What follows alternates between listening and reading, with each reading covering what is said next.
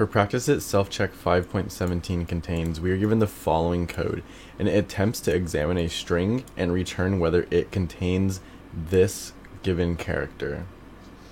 We need to use a boolean, and we will return true if this character exists in our string, and false if it does not exist in our string.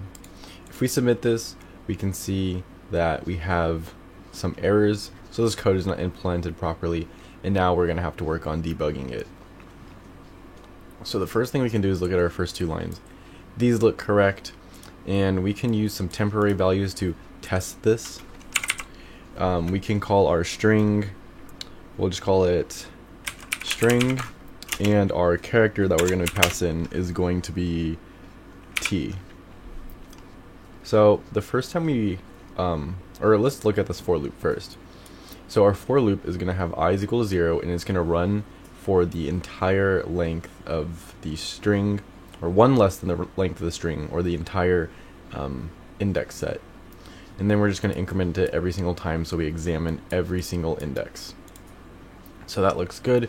And if we go in our for loop, we can look at this if-else statement. So this if statement is basically saying if the character at the index we're currently at is equal to ch, found is going to be equal to true.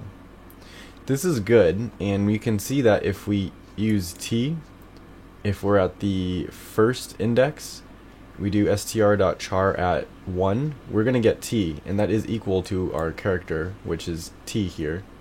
So that means found is true. But when we run through our for loop again, we are looking at the next character, and the next character is r, and it's not going to fit in this if statement because this character does not equal ch, so it's going to hit this else statement, and it's going to reset our found to be false. The way we could fix that is by completely getting rid of this else statement, and then if we submit this, it would pass the test.